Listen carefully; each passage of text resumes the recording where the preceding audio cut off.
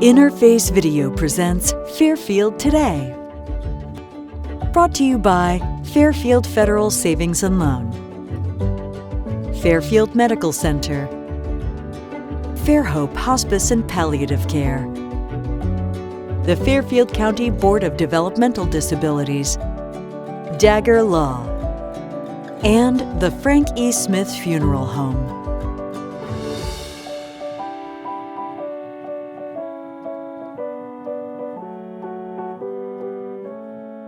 Hi, and welcome to Fairfield Today. I am your host, Temple Custer-Montanez, with the Fairfield County Board of Developmental Disabilities in a new space coming to you this morning because we are in the Decorative Arts Center in the Wendel Center for the Arts, and I am with a group of really talented, really fun, really colorful people, and I'm excited to tell you all about them. Now, some of these faces may look familiar to you because we have had them on the program before, but in a different capacity. So we always like to follow up and to see how people are growing and changing, and this particular group has a really cool story to tell. So with me is Pam Whiteley, also from the Fairfield County Board of Developmental Disabilities. Hi, Pam. Hi, thank you. And you have a new title as well. Yeah, I'm the Community Arts and Training Specialist. Okay. Yeah. Excellent, excellent. Now, some people might remember Pam from, I don't want to date us, Pam, but we've been working together, 7-8 years now? That's about right. And when we first met, I was running Art and Clay, and Pam was running Blue Shoe Arts out of Art and Clay. That's right, yeah. And those were the days. Good times. Well, since that time, a lot of things have happened with the Blue Shoe Art Group, and I'll let Pam tell us a little bit about that. Yeah, so I don't know how far back we need to go, but I think we've discussed some of the changes we've had over the last several years. So anywhere from, changing the studio from Blue Shoe Arts to just a local artist in residence program. We opened it up so any local artist with or without a disability could apply. So that's been going on for the last couple of years, and as we continue to grow, I think the end goal was always to find a space in the community that was willing to just embrace all artists. And so it's kind of like where we're heading next, is looking for a space where artists are independent and they're using the space independent, and they're continually growing. But they also have that community to kind of bounce their ideas off of, share their work with, get formal critiques. And so we want to kind of continue doing those things, but just in a space that's also offering all kinds of other artistic opportunities. And so, correct me if I'm wrong, but the way that this group has ended up here at the Wendel Art Center is kind of a cool story as well. Yeah, so, Art and Clay on Main is where we were for several years, and then that space just continually grew, and so we kind of continually grew out the door. And we were down at the Opportunity Center, which was the adult day service that the county board operated for several years, which was a wonderful space. I think that everybody would agree. It was a big space. It was huge. Everybody had their own space, yes, and but it was temporary, and we always knew it was temporary. So just through lots of conversation, we got wind that the Decorative Arts Center had a new director. And so we met with him and kind of discussed what their needs were and what his vision was for the Decorative Arts Center. And then we kind of discussed all the things that we were kind of looking for and doing. And we had artists who needed space, and he had space who needed artists. And so we just kind of brought it together, which was really cool. And listen, this place is not too shabby, No. right? I mean, this place is really, really, really nice. I think a lot of people have probably been to the Wendel Art Center, maybe just on the first floor, myself included. But there's actually 3 floors here for artists to work in. There's great space upstairs, excellent light, a lot of natural light through the windows upstairs, great sinks. It's even accessible. Yes, notice there's there's an an elevator. Lift, Yeah, so that's fantastic. So I love to see, that this group has grown out of itself. And at the same time that the artists, you have some of your original artists here, and then some new artists, and their bodies of work have changed. And now, Brandon, you are an original artist as well. Yeah, about 6 or 7 years. Okay. And I'm acrylic, watercolor, and pyrography, wood burning. It's really cool to do. Now, some people may recognize Brandon's work. If they don't recognize Brandon himself, you have a couple public pieces of art around town. Yep, it's one near behind the school inside a tree house. On the Sensory Trail behind Forest Rose. Yep.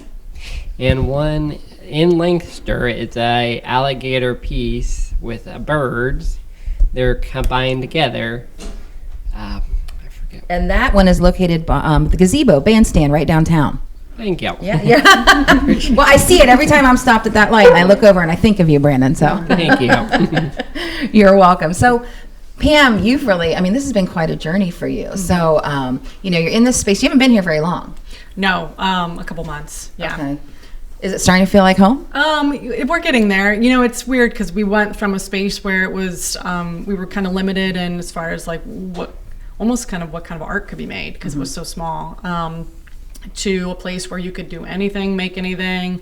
Now we're back to a place where it's kind of like trying to figure out how we work in this space, because it's being used for so many other things too. So we just want to make sure that we're being respectful of everything else that's going on here too. Yeah. Now, I know that in addition to the artists coming together, and for those of you who aren't artists, and there's a lot of us, right?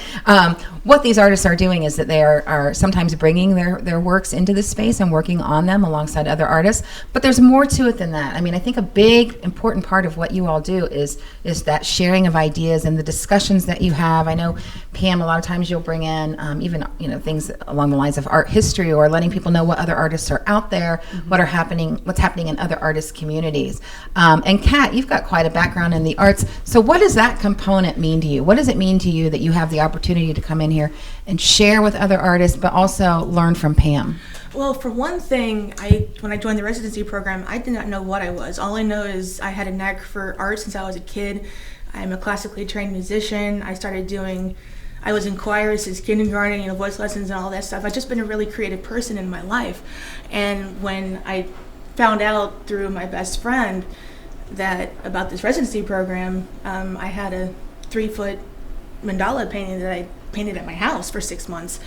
And I showed Pam a picture of it, and she was like, "Is there any way that I can see this in person?" And I'm like, "Whoa, okay." So I sent it in, and she looked at it, and she told me about the program. And at that time, I met all the other residents, in this program, and they liked me. We jived together. So I was able to basically figure out who I am, because I've had all these traits, all these creative things that I liked, but how do I describe what I am in a short, concise sentence instead of rambling about what I do? Well, and fairly, I think a lot of us would have trouble doing that as well. But I think when you find people that have a common interest, or in this, I can't even call this an interest because I see this as a common passion that you all share with your artwork. And for many of you, it's an outlet. For many of you, it's a way to express yourself. Sometimes, I always say I speak much better in writing than I do in person, which probably isn't great for somebody that's hosting a little TV segment, but it's true. And I think that we all have a place in which we feel most comfortable. And when you find like-minded people that share that passion, that can mean a lot. And how about you? I mean, how do you feel being in this space, with this group and sharing those ideas and opinions? Is that helpful to you? Well, the ideas that I shared were I was reluctant to share there. It's very intimidating, and I was praised for sharing them. I mean, I think a lot of people, and people that do any type of artwork, I mean, I know that, I have a hobby, I would say, that I make jewelry. And the minute somebody wants to buy it, I'm like, really? Are you sure? So I think we all feel that level of intimidation, and we're not quite 100% sure of ourselves, especially when we're, expressing ourselves through art. You're very vulnerable. Oh yeah. But that's very brave of you as well, because I'm sure that you're, as we all know, you find when you get older, you're not alone. And so when you can share your story, as painful as it is, the thought that you might be able to touch someone else with your story through your art is a pretty powerful thing, and very brave of you. Thank you. You're welcome. You're welcome. I feel like it's kind of reckless, but That's the one thing I love about this program is how supportive we all are from each other. Because my family doesn't support my art, and they supported me when I was a kid, but the second I became an adult, they're like, "Okay, so when are you going to get a real job?" So now my family is, I have to get rid of toxic family, and I'm trying to gain new family, and I'm in this transition. But the one thing I love about this group is how supportive everybody is, and even though we do different trades, it's almost a family unit, Yeah, so that's awesome. And is that an objective of yours, or is that just like a really cool outcome? No, I definitely think, the more artists I've seen and worked with over the last several years, art is so personal, and I think it comes down to your feeling of like self-worth. And so it's almost like giving a piece of your soul, and it just opens it up. Art is also one of those things that's so easily judged by people who don't really know what they're talking about. And so it's difficult because you're putting your soul out there, and then people are saying, well, that you didn't really make it look just like it's supposed to look, versus there's an intention behiid it. And so there's a lot more to artwork than I think a lot of people know. One of the main things that we always say here is that everybody belongs, and it is a judgment-free zone. And if you're going to offer any kind of constructive advice, just make sure that it is constructive. You know, if you don't like something, there has to be more to it than that. And so when we do the formal critiques and when we do share things, we go through a lot of that stuff. Yeah. Now, I know it's been really important for you too to expose the artist to some art, you know, obviously locally because of the geographical parameters. But I know that you do that on other platforms as well. You know, how is that incorporated into this? Yeah, well, so we've always kind of taken, again, let me go backwards. So it's important, I think, for artists to find inspiration in other things. And it's also important to see kind of where they fit into the world of art. You know, there's artists who will say that there's nothing original. You know, everything is kind of evolving always. And so it's important for people to expose themselves to those other different styles and see how they can grow from knowing those things. So we'll take trips to Columbus and kind of look at different openings and different gallery shows. We went to the Columbus Museum of Art one time, and that was the first for many people. It was the first for some to even get out of Lancaster. And so that was kind of a cool trip. So, and then locally here, you know, we've gone to almost every show that Deco's had, and if there's ever, the art walk is another one where we'll go around and kind of talk about the pieces that we see, and so yeah, I've always said that. I think that I work with a lot of people who didn't go to school for art and who are self-taught, and so it's one of those things that it doesn't mean that you can't continue to learn now, so. Oh, absolutely. We're going to take a quick break, and when we come back, we're going to talk a little bit more to the artists and find out what exactly they're working on.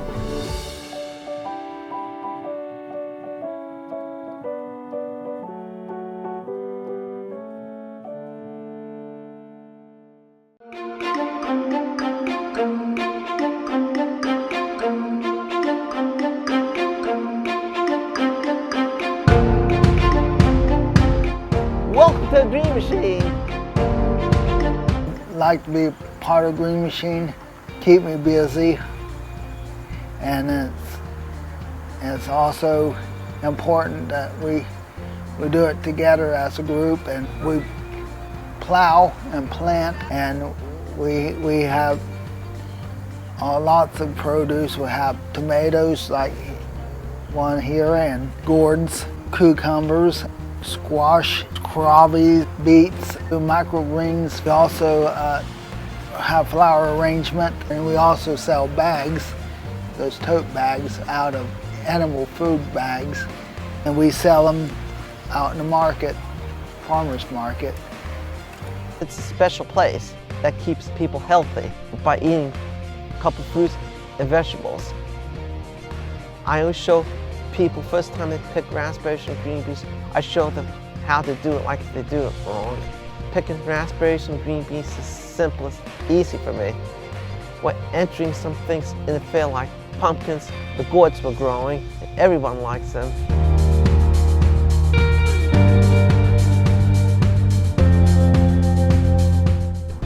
Tasty.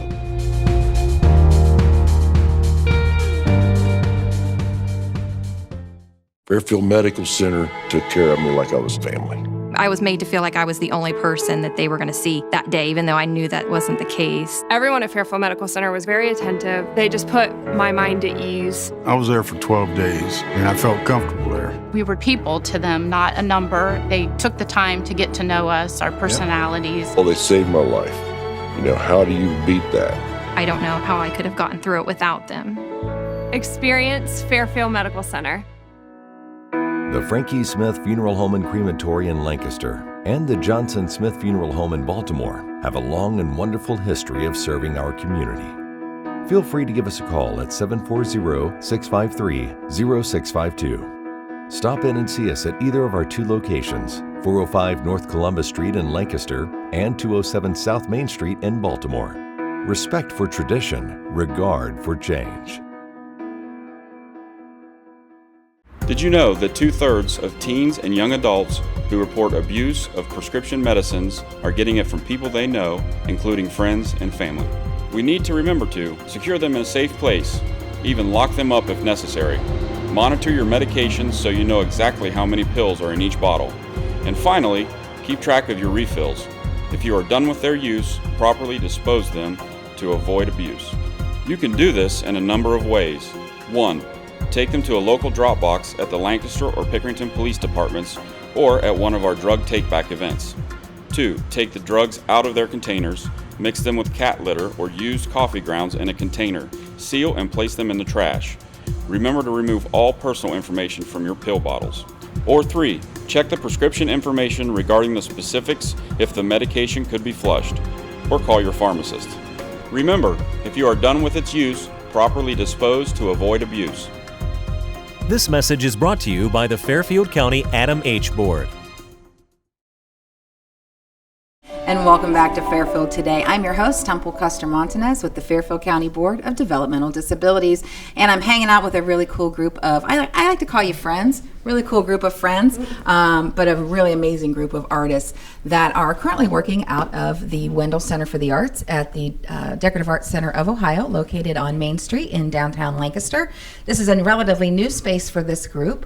We've had them on the program before, and at that time we were referring to them as the Artists in Residence, but they've even outgrown that title as well as their previous space. So we're having a fun time visiting with them and having them open up a little bit today and share a little bit about what it means to them to be in a new space, to be in a more public space. I mean, it's almost a gallery. There's a lot of windows here. People could be peeking in at your work, right? And we've been talking about the vulnerability and leaving yourself vulnerable when you're an artist, and what that means to put your thoughts and feelings, personal experiences, the good, the bad, and the ugly into your artwork, and then putting it out for the world to view. And Peggy, you had said something I thought was very poignant about that. Well, thank you. I think it was really hard for me to share my work in the beginning, because that's who I am, that's my feelings.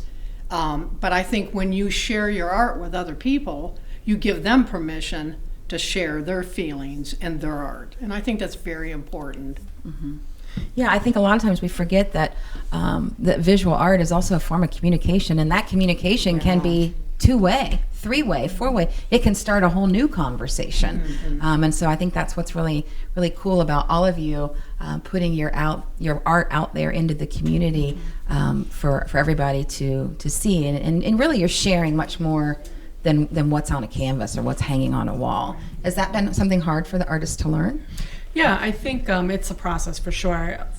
Every artist that I work with on multiple levels, but are good at making the work, but then how do I talk about it? Or believe in it. Right, absolutely. Yeah. And so many of them, they'll do something, and that's when they get annoyed by me, but I'll say, so like, why did you do this? Tell me more about it. And they hate that.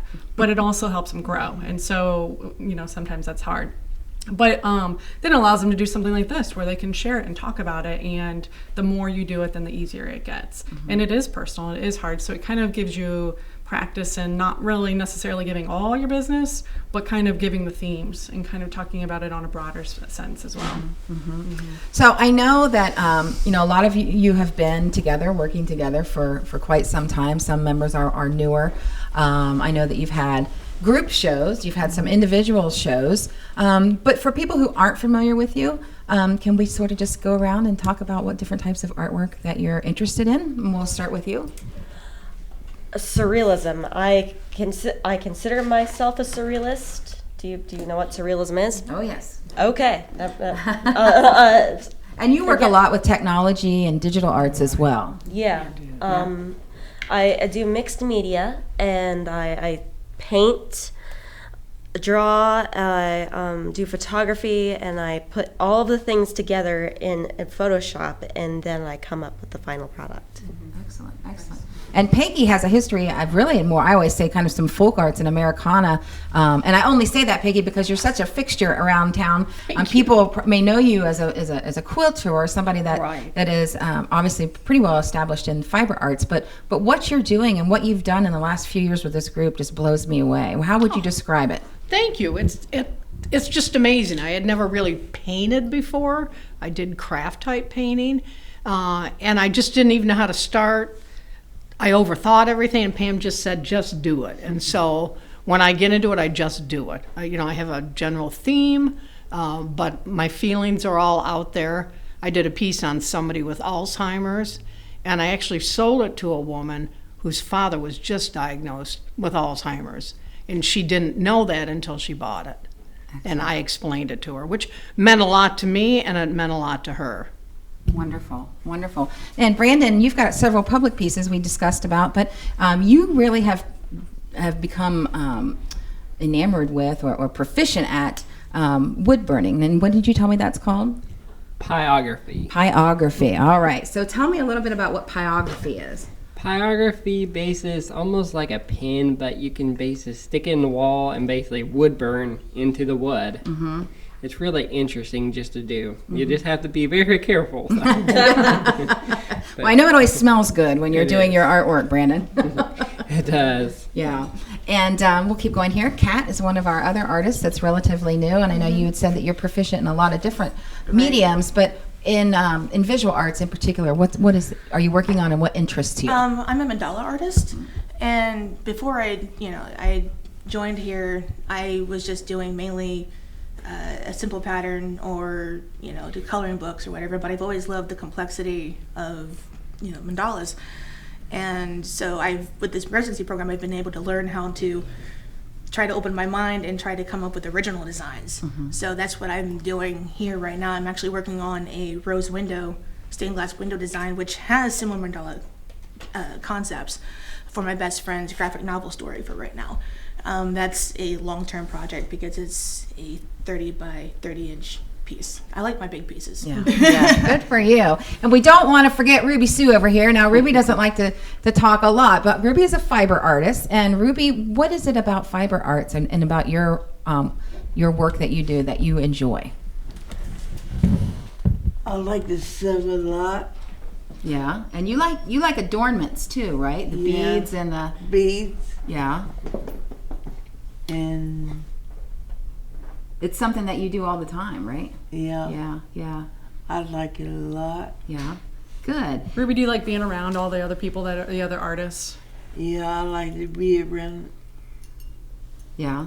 And Ruby was part of your fiber arts group that used to meet at Art and Clay, correct? Right. Mm-hmm. So Peggy and another artist started this fiber arts group. So it was kind of like, it started with like a sewing club, and then it kind of kept growing because I think that they wanted to be able to encompass all of fiber arts. So yeah, they were meeting at Art and Clay before, yeah. And so what's cool then about some of the fiber artists being here like Ruby is that Ruby isn't necessarily an artist who would have applied for the Artist in Residence program, but by opening this up into more of a community space, she's able to come and celebrate that spirit of creativity alongside the other artists. Right, yeah. She doesn't have to kind of create in her own space now. She can be with other people. Absolutely. If you have any questions about the group of artists and all the great things that are taking place here at the Decorative Arts Center and the Wendel Center for the Arts, I'm sure Pam Whiteley would be happy to answer any questions. And you can find Pam on our website at www.fairfielddd.com or artandclayonmain.com.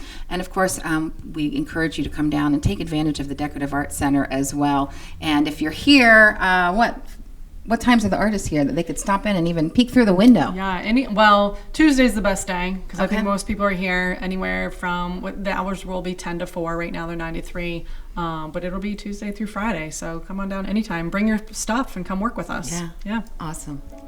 Congratulations. And until next time, with the Fairfield County Board of Developmental Disabilities, I'm Temple Custer-Montanez. Interface Video presents Fairfield Today.